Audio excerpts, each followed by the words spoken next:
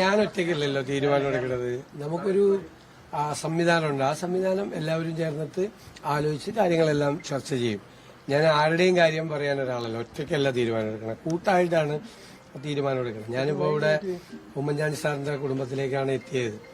എന്റെ ജീവിതത്തിലെ ഏറ്റവും നല്ല സുവർണകാലമായിട്ട് ഞാൻ ഇതുവരെ കണക്കാക്കിയിട്ടുള്ളത് 2006 മുതൽ 2011 വരെ എന്റെ നിയമസഭാ കാലമാണ്. ഞാൻ ഏറ്റവും കൂടുതൽ നിയമസഭയിൽ എനിക്ക് കിട്ടിയ അവസരങ്ങൾ കേരളത്തിലെ ഒരു നിയമസഭാ സാമാജികനും കിട്ടാത്ത അവസരങ്ങളാണ്.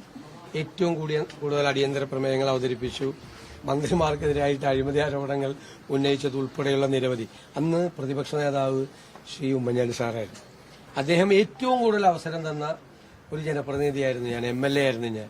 എന്നെ സത്യത്തിൽ എല്ലാ ദിവസവും എന്ന് പറഞ്ഞ പോലെ അത് സതീശൻ അവതരിപ്പിച്ചാൽ മതിയെന്ന് പറഞ്ഞ അത്രയും കോൺഫിഡൻസ് അദ്ദേഹത്തിന് ഉണ്ടായിരുന്നു.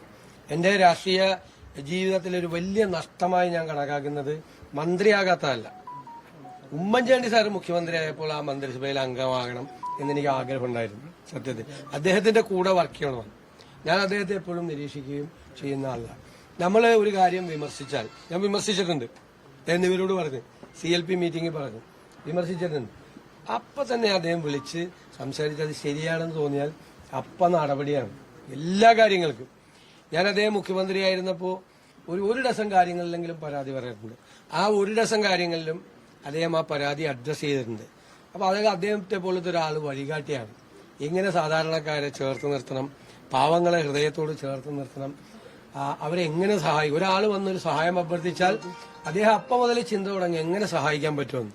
അതാണ് ഒരു ഭരണാധികാരിയുടെ ഏറ്റവും വലിയ കാര്യം. ഒരുപാട് പാഠങ്ങൾ, ഒരു വലിയ ലെസണാണ്, ഒരുപാട് പാഠങ്ങൾ അദ്ദേഹത്തിൽ നിന്ന് പഠിക്കാനുണ്ട്. നമ്മൾ ഈ ഭരണത്തിന്റെ അധികാരത്തിന്റെ പത്രാസിനിടയിൽ സാധാരണക്കാരെ മറന്നു പോകാതിരിക്കാൻ നമ്മുടെ ഓർമ്മപ്പെടുത്തലാണ് ഉമ്മൻചാണ്ടി സാറിന്റെ മുഖം.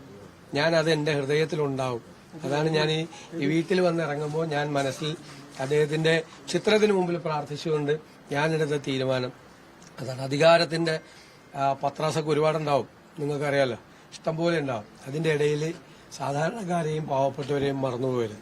ഉമ്മൻചാണ്ടി സാറിനെ ഓർക്കണം എപ്പോഴും, അപ്പോൾ നമ്മൾ മറക്കില്ല. അതാണ് എന്റെ അനുഭവ പാഠം. അദ്ദേഹം ഒക്കെ നമ്മുടെ മുമ്പിൽ നമ്മളോടൊപ്പം ജീവനോടൊപ്പം ഇല്ലെങ്കിലും നമ്മുടെ കൂടെയുണ്ട്, നമ്മുടെ വഴികാട്ടിയായി കൂടെ ഉണ്ടാകും എന്ന് തന്നെയാണ് എന്റെ ഉറച്ച വിശ്വാസം. ഉറപ്പായിട്ട് പോകും. ഞാൻ അദ്ദേഹം തിരക്കിലാണ്. അല്ല, ഇന്നില്ല. ഞാൻ അദ്ദേഹം തിരക്കിലാണ്. എനിക്ക് ഫോണിൽ കിട്ടിയിട്ടില്ല. ചോദിച്ച് അദ്ദേഹത്തിന്റെ സൗകര്യം നോക്കിയിട്ട് അദ്ദേഹത്തിന്റെ സമയം നോക്കി അദ്ദേഹത്തിന്റെ വസതിയിൽ പോയി കാണും. സത്യപ്രതിജ്ഞയ്ക്ക് വിജയ് ഉൾപ്പെടെയുള്ള മുഖ്യമന്ത്രിമാരുണ്ടാവുമോ? അല്ല, അത് ദേശീയ നേതൃത്വമാണ് അവരെല്ലാം ബന്ധപ്പെടുന്നത്. ശ്രീ രാഹുൽ ഗാന്ധിയും കോൺഗ്രസ് പ്രസിഡന്റും ശ്രീമതി പ്രിയങ്ക ഗാന്ധി ഉൾപ്പെടെയുള്ളവർ പങ്കെടുക്കും.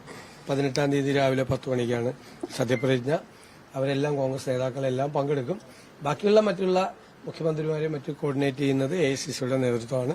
അവരതനുസരിച്ചിട്ട് അറിയിക്കും. എല്ലാവരും എത്തും. കോൺഗ്രസിലെ എല്ലാ മന്ത്രിമാരും വന്ന് സത്യപ്രതിജ്ഞ ചെയ്യുന്നു. അല്ല, അതിന്റെയൊക്കെ ഞങ്ങൾ നാളെയാണ് അതിന്റെ ഫൈനൽ ഡിസിഷൻ. എല്ലാവരും എത്തുന്നേയുള്ളല്ലോ, ലീഡേഴ്സ് എല്ലാം തിരുവനന്തപുരത്തേക്ക് എത്തുന്നേയുള്ളൂ.